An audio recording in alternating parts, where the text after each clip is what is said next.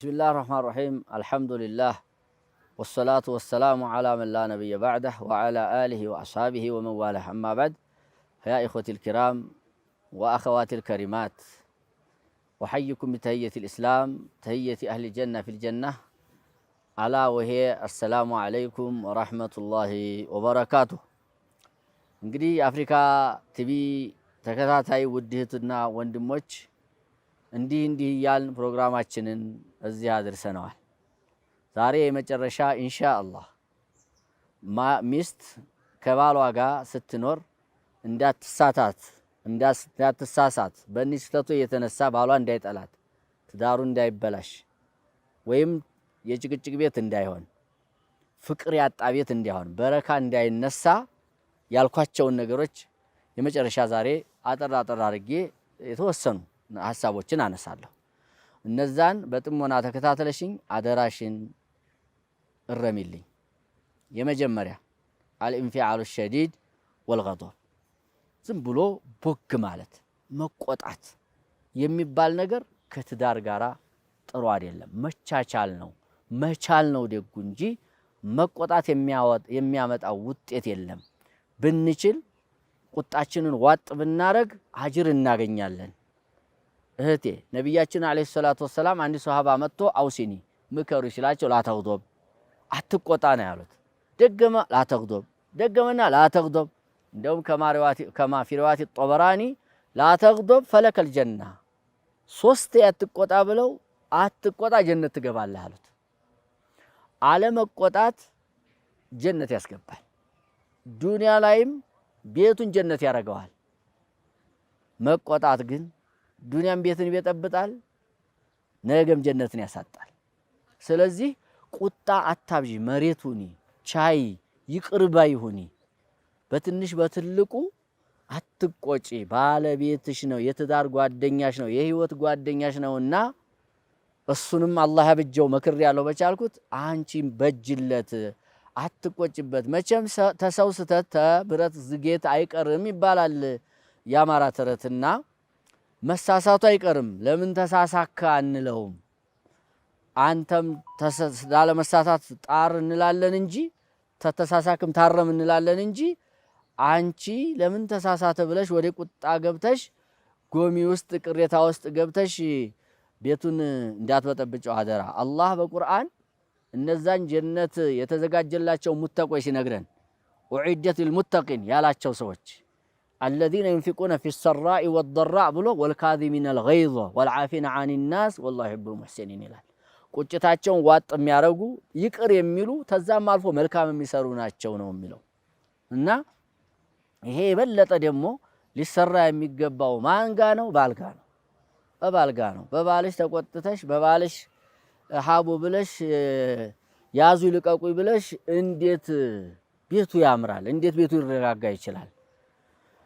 እና እዚህ ላይ አደራሽን በትንሽ በትልቁ አትቆጪ። አለመቆጣት ጀነት ያስገባል። ቁጭትን ዋጥ ማድረግ የሙተቆይ ጀነት የተዘጋጀላቸው ሰዎች ባህሪ ነው። አንቺም አላህን ፈሪ ሁኒ። አላህን ለመፍራት ይሄ መገለጫ ይታይብሽ። ይቅር በይው፣ ተይው፣ ለፊው ግድ የለሽም። አታኩርፊው አደራሽን። ኩርፊያ ጥሩ አይደለም። ኩርፊያ የባልን ልብ ይሰብራል ብሎም ያሸፍታል። እና ባልሽ ልቡ እንዳይሸፍት እንዲሁም ጥላቻ እንዳያድርበት ተስፋ እንዳታስቆርጨው አታኩርፊው አደራሽን። ኩርፊያ ጥሩ አይደለም። አንቺም ኩርፊያን ተጠንቀቂ። ለሱም መክር ያለው አደራ አላለሁኝ። ሌላኛው አተጅሪ ወልኢሃና፣ ባልሽን አታቁስሊው። በነገር አደራ አታቁስሊው። እሱን ሀቢቢ በማለት ልቡን ጠግኒው እንጂ ውጭ ሲሄድ ስራ ጋር ሰው ጋር ሲገናኝ የተለያዩ የሚያስከፉት ነገሮች ይኖራሉ እንደሚታወቀው። ተዛ ሲመጣ አንቺ ደግሞ በነገር ተወጋሹ፣ ቤቱም ውጩም ለሱ ጀሃነም ሆነበት ማለት ነው። ሁለቱም እሾህ ሆነበት ማለት ነው። ኑሮ መረረው እኮ።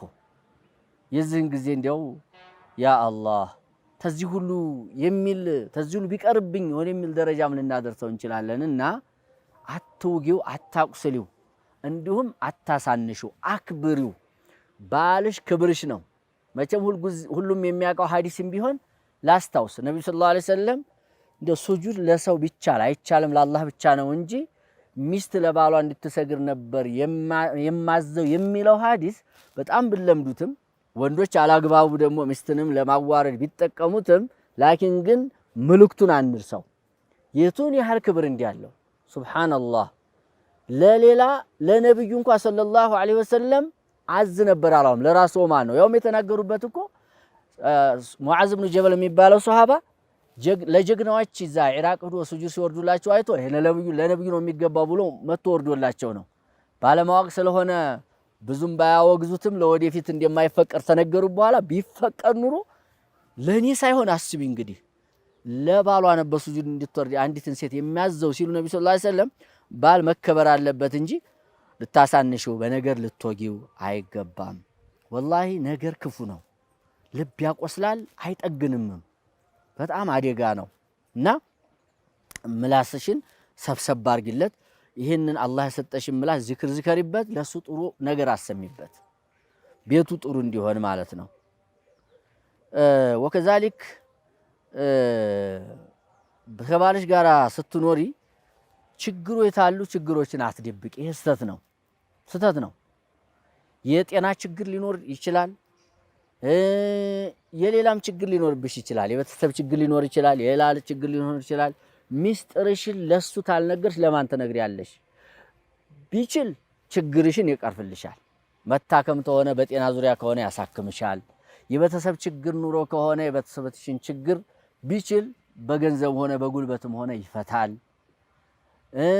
እቤት ያለም ችግር ተሆነ ያንን ችግር ይፈታል ባይችል ዱዓ ያደርጋል አብሮ መፍትሄ ያፈላልጋል እና ችግርሽን አትደብቂው ሚስጥረኛሽ ባልሽ ይሁን የውጭ ሚስጥረኛ አታብጂ የሚል የዛሬ ለእህቶች የምመክረው ምክሬ ነው ስለዚህ እህቶች ከባላችሁ ጋር ስትኖሩ ሷሊህ ሆናችሁ ሐቁን ጠብቃችሁ በሱ የተነሳ ጀነት እንዲገቡ ሆናችሁ ጀነት ለመግባት ጥረት አድርጉ ሷሊህ ሴት ሁኑ ፈሷሊሃቱ ቃኒታቱን ሐፊዛቱን ሊልገይቢ ቢማ ሐፊዘላህ ሷሊህ የሆኑ ሴቶች አላህን ታዛዥ ናቸው ነብዩን ታዛዥ ናቸው ሰለላሁ ዐለይሂ ወሰለም ባላቸውንም ታዛዥ ናቸው በወንጀል እስካላዘ ድረስ ሐፊዛቱን ሊልገይብ የሩቁን ጠባቂ ናቸው ራሳቸውን ማለት ነው በዚህ ልክ ሷሊህ ሴቶች ናችሁ